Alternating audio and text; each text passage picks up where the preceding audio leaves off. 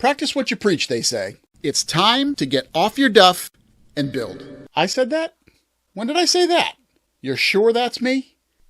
Well, then I guess it's time to roll up the old sleeves. In this video, I'm sharing my personal list of projects, the ones I vow to tackle and complete this year. You know, because they've been sitting around forever. So join me in this journey of self-discovery and hopefully creativity. Hi everybody, I'm Joe Parker of the Pixel Depot, where we give model railroaders the knowledge, tools, and services they need to build a realistic layout and the motivation to work on it right now.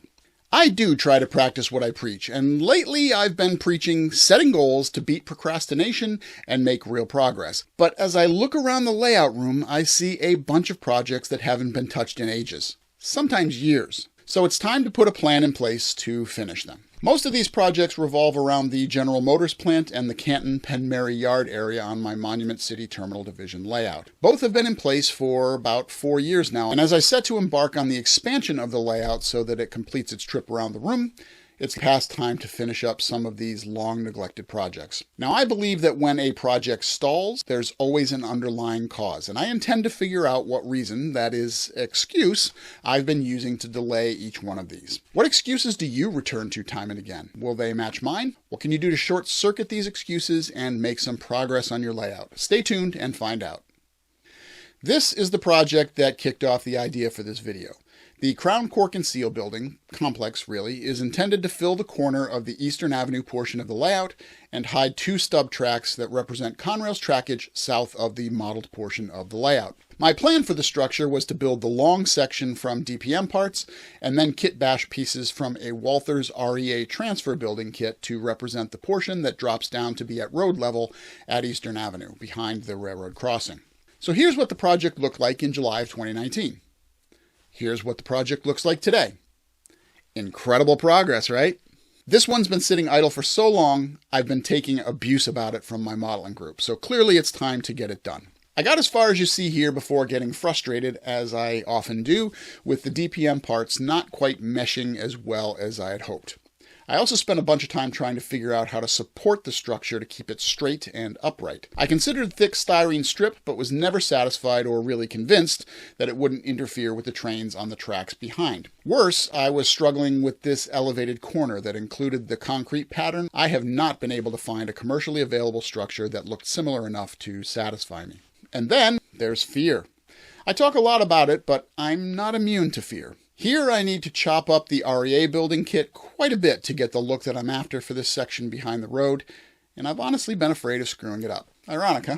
But this corner has been empty long enough, and it's time for me to just bite the bullet and move forward, even if the end result doesn't come out as well as I might hope. I decided to use gator foam as the back support for the DPM pieces, which will also prevent light from coming through in the areas where the walls don't quite mesh up. I'll then use a scratch-built and kit-bashed brickwork for the corner that I haven't been able to find a structure for. I haven't quite figured out how I'm going to do that yet, but I will. So I'll carefully plan out the REA pieces using foam core to make sure everything works before cutting, like I've done with the American Can and the DEI building on the Grunge.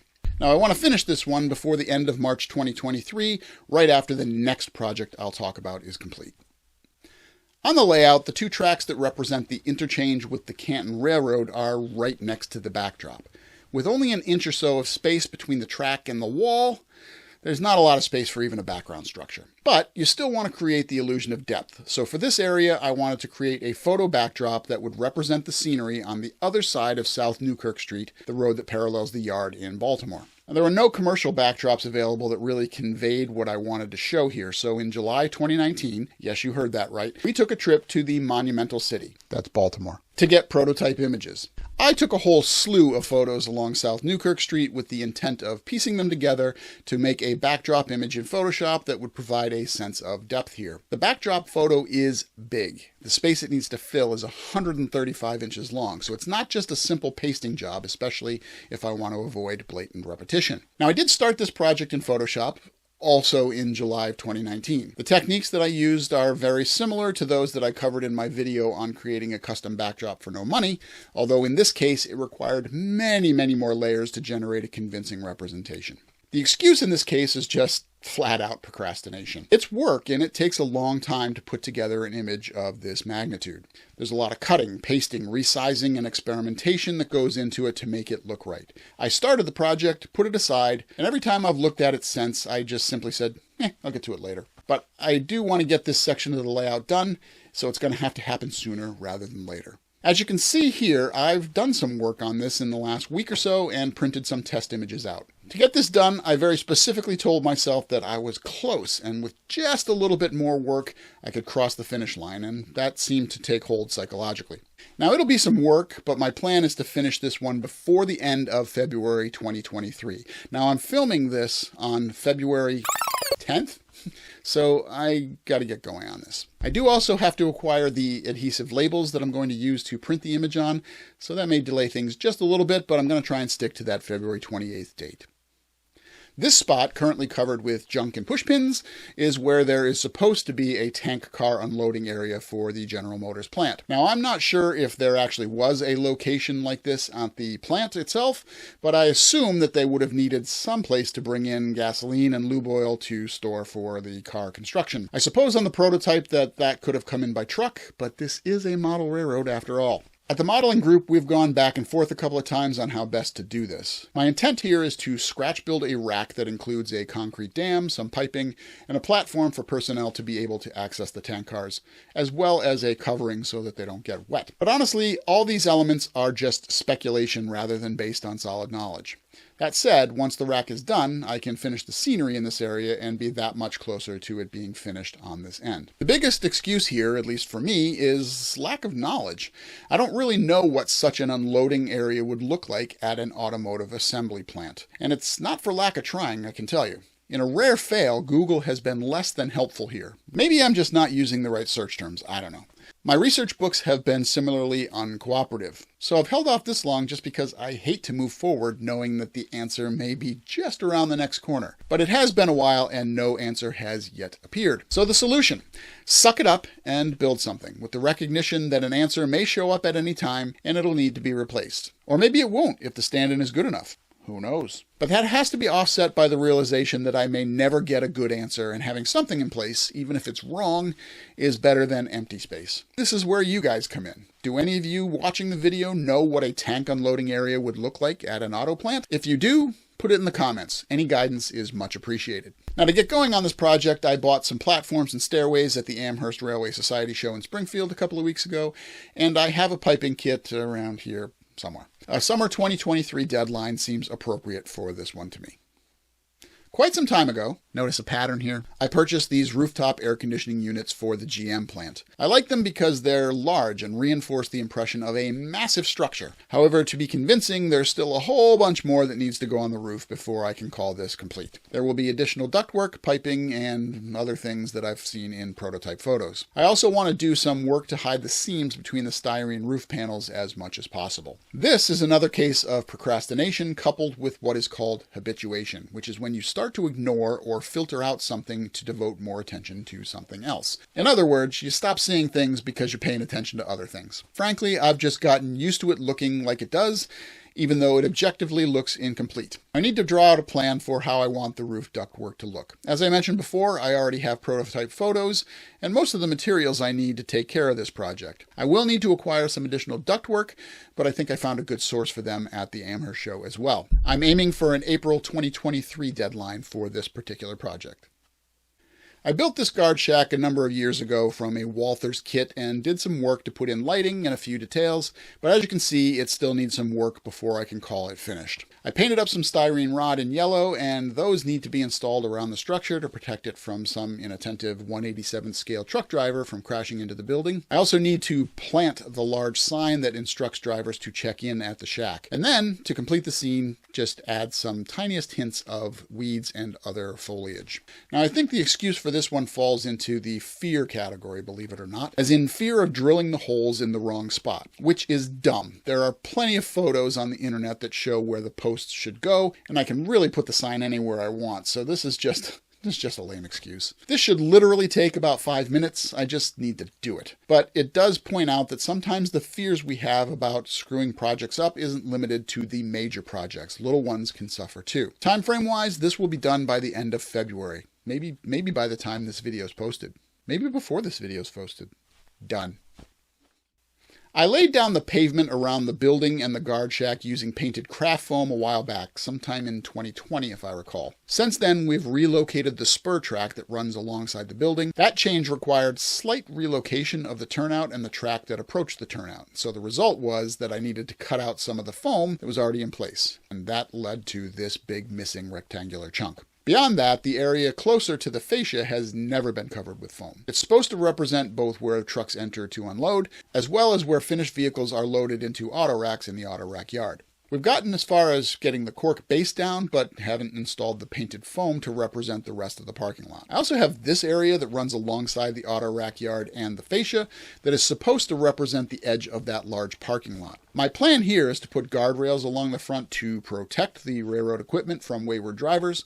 However, as you can see, the fascia is lower than the foam in a few places, so I'm considering either redoing the fascia here or relaying the foam. It'll probably depend on how well the newly laid parking lot foam looks when I install it and how well it meshes with what is already there. Again, chalk this one up to procrastination and habituation. It literally takes minutes to paint the foam, maybe a few hours for the glue to set once it's down, and then some time to apply the lines to the lot. The weathering of the pavement will probably take the longest if I'm honest, so I'm setting a deadline of May 2023 for this project. There's a lot going on in the area around Holabird Avenue. You have the street itself, the Penn Mary Yard Office, and the I-895 bridge. Like the Autorack Loading Lot, the Cork base for the yard office parking area is down, but the foam has not been installed. This area in front of the building also needs to be completed with ballast, dirt, ground foam, and more. Likewise, Holabird Avenue itself needs to be completed. Some of the foam is here, but it is not tacked down. I'm starting to sound like a broken record, but I started the I-895 bridge quite some time ago. In fact, there's a video showing how I got to the stage it's currently in. However, it is far from complete. It needs pavement, jersey barriers down the center, and concrete guides along the edges to once again protect my HO scale drivers from flying over the side onto the parking lot below. It is quite obvious that I have very little faith in the driving ability of the residents of Monument City. I also want to add some scraps left over from the long girders to add to the bottom of the deck so that it's a little harder to see along the bridge from the end of the layout. Finally, I need to build the last remaining concrete support. You can see here that the blocks of wood I had rigged up at the end temporarily make it too tall, and therefore the bridge does not sit flush on the existing supports. Lots of excuses here. First, I haven't paved the parking lot because I need to fabricate that last support, which includes cutting it to the appropriate angle so that it sits flush with the backdrop. I also need to cut some of the cork out so that the support sits flush. I haven't finished the bridge because I need to film that process, and I haven't spent the time to prep the video. And finally, on the prototype, a former fire station literally sits under the bridge. Now, I was going to make a Lance Mindheim style photo structure, but gave up on that and started looking for a Walther's Western Avenue fire station kit. Of course, about the time I decided that, I learned that it's out of production, and I haven't been able to find one for a reasonable price. So enough about the excuses, here's the solution. Getting the bridge support built is a simple matter of cutting and painting some wood, after which I can cut the cork out.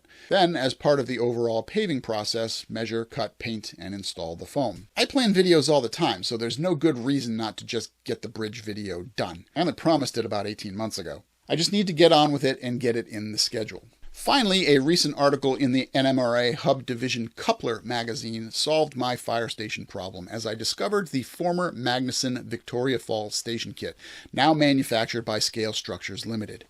Now, it's not a perfect match for the prototype, but it is close. The prototype fire station only had one bay door, and this one has two, but it'll do. Now, I considered making my own first floor door, but decided it's not worth it. Besides, no one's going to know the difference. I mean, all of you will, but you won't tell anyone, right?